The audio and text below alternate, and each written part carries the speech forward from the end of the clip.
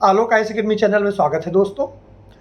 आज का जो टॉपिक है वो करंट से रिलेटेड है, जैसा कि मैंने आपको वादा किया था। साथ में मैं सिविल सेवा की तैयारी कैसे करें इसकी भी छोटी छोटी टिप्स डेली थोड़ा थोड़ा सा देता जाऊंगा, जिससे आपको वो बच्चे जो यूट्यूब से भी मुझसे पढ़ रहे हैं, दूर होने की वजह से, अन्य कारणों की वजह से वो मुझ तक नहीं पहुंच पा रहे हैं, उन तक भी ये चीज़ें पहुंचती रहें। सिविल सेवा की तैयारी करना ये एक अपने आप में प्रॉपर तैयारी करना अपने आप में एक रहस्य जैसा है।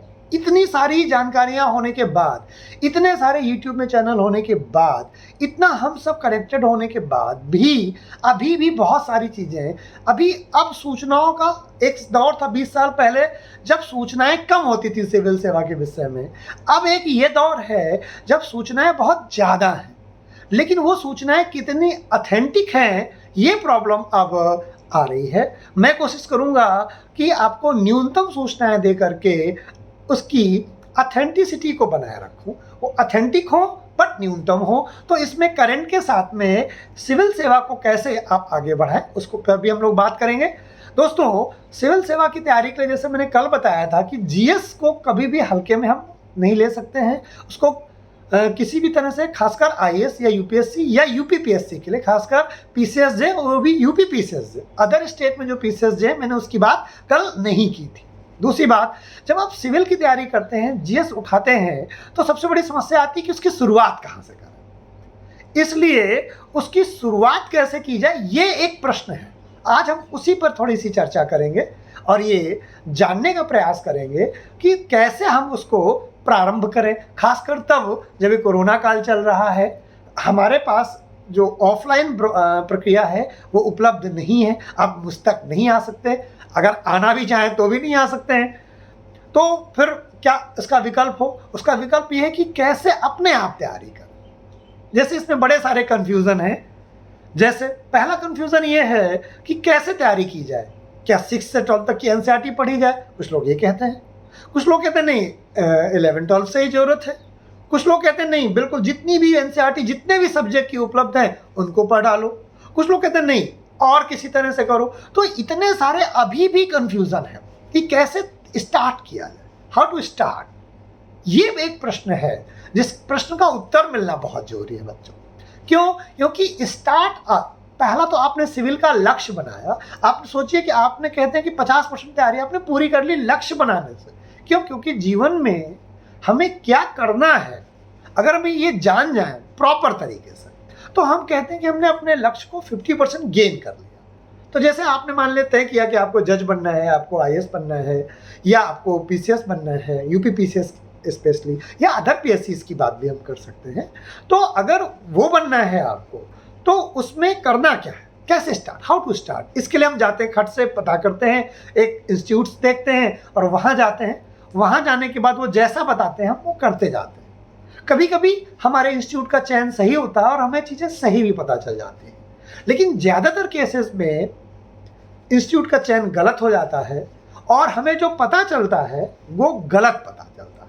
और इस तरह से हमने एक लक्ष्य रखा, पूरी एनर्जी के साथ हमने पढ़ने जाने के लिए प्रयास शुरू किया और हम इंस्टीट्यूट गए भी, हमने अपनी पूरी एनर्जी भी लगाई, लेकिन उस इंस्टीट्यूट वालों ने या उन कोचिंग संस्थाओं ने आपको अच्छी तरह से नहीं बताया तब क्या होगा। और ये हमें पता ही नहीं चलता कि ये सही क्या है। हम तो भरोसा करके गए, हमने देखा उनका इतने सिलेक्शंस आए हैं, इतने हजार बच्चे पढ़ते हैं, ही इज़ बेस्ट। बट कभी कभी या ज़्यादातर केसेस में ऐसा नहीं होता है। फिर कैसे एनालाइज करें कि कोई अच्छा इंस्टीट्यूट है या नहीं है। क्यों? क्योंकि कोई जरूरी नहीं है कि जो वेल एस्टेब्लिश है वो बहुत अच्छा हो, कोई जरूरी नहीं है कि जो नया है वो खराब ही हो, या कोई ये भी जरूरी नहीं कि जो नया है वो अच्छा ही हो। तो ये बड़ा कन्फ्यूज़न है बच्चों कि सिविल सेवा की तैयारी करते समय उसका संस्थान कैसे चुना जाए। पहले तो ये, तो सबसे पहले आप अपने जिस शहर में हैं वहाँ जाइए, आजकल गूगल है, सर्च करिए, देखिए। देखने के बाद जो भी आपको 2-4-5 इंस्टीट्यूट अच्छे लगे वहाँ पर्सनली जाइए, वहाँ उसके ऑनर से मिलिए जो पढ़ाते हैं, उनके बारे में बात करिए। उसके साथ में वहाँ जो बच्चे हैं, अगर मौका मिले तो उन बच्चों से भी बात करिए जो पहले से वहाँ सीनियर पढ़ चुके हैं, जो 2-3 साल तैयारी कर चुके हैं, तो दोबारा उनसे बात करें। वो जो 2-3 साल तैयारी कर चुके होते हैं, 4 साल तैयारी कर चुके होते हैं, या तो वो सिलेक्ट हो गए होते हैं या वो सिलेक्शन के करीब होते हैं, लेकिन उन्हें ये पता होता है कि जो इंस्टीट्यूट उन्होंने ज्वाइन किया था वहाँ से उन्हें वो उचित चीज़ें मिली हैं या नहीं। इस तरीके से अगर आप प्रयास करेंगे तो आपको एक सही निर्णय आएगा कि वो इंस्टीट्यूट बेहतर है या नहीं। यूं ही मत जाइए कि उनके इतने रिजल्ट हैं और उनके यहाँ इतने बच्चे पढ़ते हैं तो अच्छा ही होगा। कभी कभी ऐसा नहीं भी होता है। मेरे शहर में तो कम से कम ऐसे दसियों उदाहरण अब मेरे सामने हैं। किसी संस्था का नाम लेना ये अच्छी बात नहीं होती है। आप खुद जाइए और देखिए। पहला तो जब आपने सही संस्थान चुन लिया, दूसरी बात आती फिर उस संस्थान और उस टीचर पर देखिए कि वो क्या सही पढ़ा रहे हैं। अब ये जज कैसे करें कि वो सही पढ़ा रहे हैं कि नहीं? इसके लिए हमें क्या करना होगा? इसके लिए हमें जो करना है वो ये करना है कि जो भी आपका सिविल का है, मान लीजिए यूपीएससी के लिए आप तैयारी कर रहे हैं, उसका पूरा अनसॉल्व पेपर लेके आइए। प्री के लिए, मेंस के लिए भी साथ में लेके आइए। प्री के साथ में मेंस की तैयारी या मेंस के साथ में प्री की तैयारी दोनों एक साथ कर लें। ये प्री है, ये मेंस है। क्लैप करोगे तो ही आप सक्सेस होगा, क्लैप होगी। मान लीजिए क्लैपिंग ही आपकी यूपीएससी की तैयारी, तो क्लैप कब होगी? जब प्री और मेंस मिलेगा। अगर आप प्री आपने अलग पढ़ा, मेंस आपने अलग पढ़ा, इसका कोई मतलब नहीं। ये आपको फेल करता रहे। मैं बार बार कहता हूँ, इसका यूपीएससी के लिए, यूपीपीएससी के लिए इसका कोई मतलब नहीं है। ये तरीका गलत है। हमारे साथ में बहुत सारे अनुभव ऐसे हैं। मेरे अपने मित्रों के 10-10 8-8 बार मेंस दे रहे हैं, 20-20 25-25 बार मेंस दे रहे हैं प्री निकालने के बाद, लेकिन मेंस नहीं निकल रहा। क्यों? क्योंकि हमने अपने पढ़ाई का अप्रोच केवल सिंगल रखा। सिंगल डायरेक्शनल है, सिंगल डायरेक्शन में प्री पढ़ रहे हैं, प्री पढ़, हमारी मेंटेलिटी हो गया मैं प्री निकालना है। अब प्री निकाल रहे हैं, 3-4-5 साल तैयारी की, आपका प्री निकलना शुरू हुआ, लेकिन मेंस का तो आपको कोई अप्रोच ही नहीं है ना। प्री तो क्वालिफाई करना है, इंपॉर्टेंट है, क्योंकि अगर प्री नहीं निकलेगा तो मेंस कैसे निकलेगा? लेकिन अगर मेंस नहीं निकलेगा तो फिर नौकरी ही नहीं मिलेगी। तो जितना महत्व प्री का है उससे 100 गुना महत्व मेंस का है, और उन दोनों से भी ज्यादा महत्व फिर इंटरव्यू का आता है। वो आपकी व्यक्तित्व पे, उस पर हम किसी और दिन बात करेंगे। आज हम बात कर रहे हैं प्री और मेंस की, और तैयारी को कैसे स्टार्ट करें। मुझे लगता है सबसे पहले मुझे इस पे वीडियो बनाना चाहिए, क्योंकि बहुत सारा कंफ्यूजन आज भी है। इतनी जानकारियां होने के बाद में भी सही जानकारी मुझे लगता है नहीं है, या सही जानकारी हमारे विद्यार्थियों तक नहीं पहुंच पाती। आईएएस यानी यूपीएससी, यूपीपीएससी के लिए, यूपीपीएससी में पीसीएसजे में इंक्लूडिंग बात कर रहा हूं, या मैं इसमें क्लैट की भी बात कर रहा हूं। जो इस तरह के अपर लेवल एग्जाम हैं, मैं उसकी व्यक्तिगत बात कर रहा हूँ। यही बात दूसरे एग्जामों में भी लागू होगी, लेकिन क्योंकि मैं यूपीएससी को पढ़ाता हूँ, यूपीपीएससी को पढ़ाता हूँ, या पीसीएसजे का मेरे यहाँ रन करता है, क्लैट का, तो इसलिए मैं उस पर ज़्यादा फोकस कर रहा हूँ, क्योंकि मैं उसमें एक्सपर्ट हूँ, और जिसमें मैं एक्सपर्ट हूँ मैं उसी की बात करूँगा आपसे। दूसरी बात आते हैं कि कैसे जज करें कि टीचर कैसा पढ़ा रहा है। उसके लिए मैंने क्या बताया कि सॉल्व पेपर लाइए, अनसॉल्व पेपर लाइए। अगर कोई संस्था आपको केवल कहती कि प्री पढ़िए, प्री जब निकल जाएगा तब आपको मेंस पढ़ाइए, आप अलर्ट हो जाइए कि वो संस्था कितना भी बड़ा नाम हो, कितने लोग भी यहाँ से सिलेक्ट हो, आपके साथ चीटिंग करने जा रहे हो सकता है उसने पहले बहुत अच्छा काम किया हो, लेकिन वर्तमान में वो आपके साथ चीटिंग कर रहे हैं, आपके साथ सही काम नहीं कर रहे। ये पहला अलर्ट है। अगर आपको डेमो मिलता है, डेमो लीजिए। उसमें डेमो से भी अच्छा है, क्योंकि कोई एक दो डेमो में आप किसी टीचर को नहीं जान सकते। डेमो से अच्छा टीचर से बात करिए और उसके पढ़ने का अप्रोच देखिए, पढ़ाने का अप्रोच देखिए। जो सीनियर बच्चे 2-3 साल पढ़ चुके हैं उनसे जरूर मिलिए। मैं हमेशा अपने इंस्टीट्यूट में कहता हूँ, अपने जो बच्चे आते हैं कि मेरे जो वर्तमान में विद्यार्थी पढ़ रहे हैं उनसे पढ़ी पूछिए, जो मेरे यहाँ पढ़ के जा चुके हैं आप उनसे बात करिए। जब आप उनसे बात करेंगे, जब थोड़ी सी अक्ल, 1-2-3 साल तक तो मैं अक्ल ही नहीं आती सिविल की तैयारी में, और इसका फायदा कोचिंग इंस्टीट्यूट में वो लोग जो गुरु नहीं गुरु घंटाल हैं वो जरूर उठाते हैं। और इस समय आप देखोगे कि बहुत सारे लोग हैं जिनको खुद भी कुछ सिविल के बारे में एक सब जानकारी नहीं है। They are teaching for civils, क्योंकि इसमें कोई क्राइटेरिया ही नहीं है, जो भी चाहे वो पढ़ा सकता है। आपको तय करना है गुरु बनाते समय कि ये गुरु उस लायक है या नहीं है, ये दूसरी।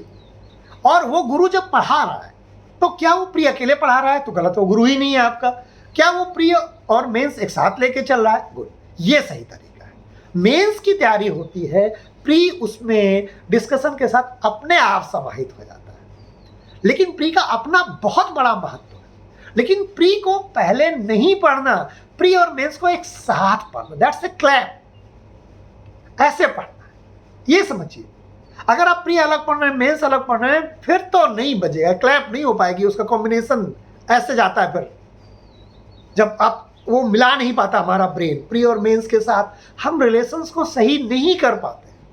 इसे हमें समझना ही होगा इस बात को।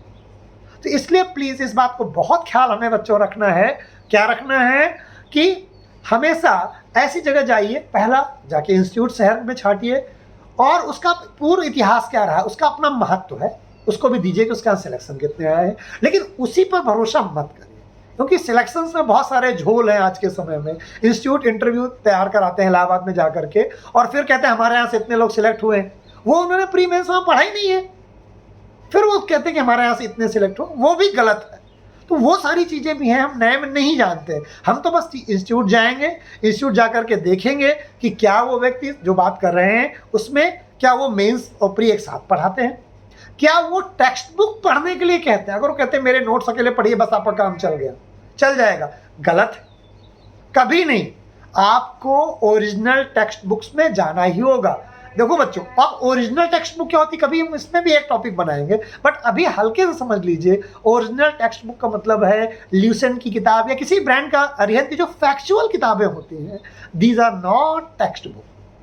जैसे जो हम बीए के लिए पढ़ते हैं, एमए के लिए पढ़ते हैं, कि वो जो किताबें हैं, जैसे हम मॉडर्न इंडिया की बात करें तो कोई भी किताब है, किसी का नाम लेना मेरे लिए ठीक नहीं है, बट जैसे जो भी यूनिवर्सिटी में किताब चलती है, बिपिन चंद्रा, आर एल शुक्ला, या ऐसे, या कोई भी किताब, मेरा किसी से कोई ऐसा संबंध नहीं है कि वो कोई पेड प्रमोशन या कुछ भी है, ऐसा कुछ नहीं है। मैं सिर्फ बता रहा हूँ कि गो इन टेक्स्ट बुक को पढ़िए, फिर उस टेक्स्ट बुक में उस टॉपिक को पढ़ना है। तो हमने क्या जाना अभी तक, हमने जाना कि हम इंस्टीट्यूट का चयन कैसे करें। ग्लैमर में मत जाइए कि दिल्ली जाते हैं, दिल्ली जाके ही बस सब तैयारी हो जाएगी, ऐसा कोई जरूरी नहीं है। आपके शहर में भी बेहतर तैयारी हो सकती है, अगर है आपके शहर में उपलब्ध है, नहीं है तो नियरेस्ट आसपास के शहरों में देखिए क्या वहाँ उपलब्ध है यही पैरामीटर के साथ में, और अगर वहाँ नहीं है तो बड़े शहरों की तरफ जाइए और फिर देखिए कि क्या वो ये पैरामीटर फुलफिल कर रहे हैं जो मैंने बताया। मैं गारंटी के साथ कहता हूं कि अगर जो इंस्टीट्यूट इस पैरामीटर को फुलफिल करता है वही आपको सिलेक्शन के करीब ले जा सकता है। मैं जानता हूं कि इस वीडियो के बाद हो सकता है कुछ इंस्टीट्यूट मुझसे नाराज हो या मेरी बात को लेकर के गलत तरीके से मुझे कहा जाए, मैं उससे मुझे कोई फर्क नहीं। मैं बात कर रहा हूं सिर्फ मेरे और मेरे विद्यार्थियों के बीच की बात। उसमें सच जो सिविल सेवा की तैयारी है, उस तैयारी को कैसे स्टार्ट करें, ये मायने रखता है। तो हमने क्या जाना, पहले बेहतर इंस्टीट्यूट, आप अपना मोबाइल उठाएंगे, गूगल करेंगे, आपके शहर में 10 मिल जाएंगे। उनमें से जो आपको लगे कि ये चीज़ें, उनका देखिए सबका 8, 10, 15, 20 जो हैं ऊपर से टॉप 20 तक, उसमें देखिए 20 को 15 को समय दीजिए। ये नहीं कि उन्होंने कहा, समय दीजिए, आपके पास इन्फॉर्मेशन है, सबका देखिए, उनके रिजल्ट देखिए, रिजल्ट क्राइटेरिया को एनालाइज करिए कि उस संस्था में कितने रिजल्ट हैं। अगर कह रहा कोई 30 रिजल्ट, 20 रिजल्ट, 50 रिजल्ट, तो फिर उसमें फेक की भी संभावना है। इतना आसान नहीं होता इतने रिजल्ट को निकालना। फिर रिजल्ट निकालिए, रिजल्ट निकालने के बाद उसको देखिए, शहर की जो अच्छी कोचिंग से 4-5 में जाइए, 6 में जाइए, जितनी जगह अलग अलग जाइए, अलग अलग डेज पे मिलिए और देखिए कि क्या वो पढ़ाने का अप्रोच क्या है उस इंस्टीट्यूट का। अगर अप्रोच अच्छा है, वो टेक्स्ट बुक की बात कर, तो कहते हैं प्रिंटेड मटेरियल अकेले नहीं, प्रिंटेड मटेरियल मैं मानता हूं कि वो हर साल अपडेट होने चाहिए, वो ज़्यादातर इंस्टीट्यूट अपडेट नहीं कर पाते, इसलिए उनसे बचना है। आपको अपना मटेरियल स्वयं तैयार करना है। इसके लिए आपको टेक्स्ट बुक में जाना होगा, एनसीईआरटीज में जाना होगा। अब उसके लिए भी अलग बताएंगे, किसी दिन एक टॉपिक बनाएंगे, एक सीरीज मैं चलाने के मूड में हूँ कि एनसीईआरटी कैसे किस किस सब्जेक्ट की पढ़ी जाए, कैसे पढ़ी जाए। तो अगर आप लोग इसमें ये सीरीज आपको पसंद आती है तो इस समय मैं घर में कैसे तैयारी को स्टार्ट करें उसके लेकर के कुछ 8-10 वीडियो मैं बनाने का आपको प्रयास करता हूँ। तो आज मैंने बताया कि इंस्टीट्यूट का चयन कैसे करें, ये सबसे पहला स्टेप है। अगली बार आपको मैं बताऊंगा कि उसके आगे टेक्स्ट बुक को कैसे चुनाव करें। ये आज मैंने इतना बताया, आगे फिर आपको मैं इस सीरीज को जारी रखूंगा। अगर आप लोगों का रिस्पांस अच्छा आता है, आपको पसंद आती है वीडियो, और आप तो उसके बाद मैं फिर इसमें आपको बताऊंगा कि इसको कैसे आगे, तैयारी को आगे कैसे लेकर के हम जाते हैं। दोस्तों, आज मैं अपना वीडियो यहीं समाप्त करता हूँ। मुझे उम्मीद है कि मेरा ये प्रयास आपको पसंद आएगा और आपको वो मार्गदर्शन प्रदान करेगा कि आप सिविल सेवा की तैयारी में कहाँ गलती कर रहे हैं। कहीं अगर कर रहे हैं, नहीं कर रहे हैं, वेरी गुड। आपने अगर ऐसा इंस्टीट्यूट चुना है जो मेंस और प्री को एक साथ मिला के पढ़ा रहा है, दैट्स गुड। आप बिल्कुल सही इंस्टीट्यूट में हैं, आपको उस इंस्टीट्यूट पे कोई डाउट करने की जरूरत नहीं है। लेकिन अगर आपका इंस्टीट्यूट केवल फैक्ट्स पढ़ा रहा है, आपका टीचर केवल तथ्य पढ़ा रहा है, आपका टीचर केवल बैरक पे बेस करने की बात कहता है, अगर लॉ की बात करें बैरक पढ़ना अच्छा है, but barrack teacher supporting book. तो अगर आपको ये कह रहे हैं टेक्स्ट बुक से दूर कर रहे हैं, टेक्स्ट बुक बेस पे नहीं पढ़ा रहे हैं, केवल बैरक को पढ़ा रहे हैं, मुझे लगता है वो आपके साथ न्याय। तो ये PCSJ के लिए भी है। अब तो ये बात आपको जानना बहुत जरूरी है कि गलती हम लोग कहाँ करते हैं। आपको अल्टीमेटली मेंस निकालना ही होगा, आपकी फिर पर्सनालिटी पे बात अलग किसी दिन हम लोग करेंगे। तो बच्चों, मैंने वीडियो को यहीं पर मैं आप समाप्त करूंगा। नेक्स्ट वीडियो तक के लिए नमस्कार, जय हिंद।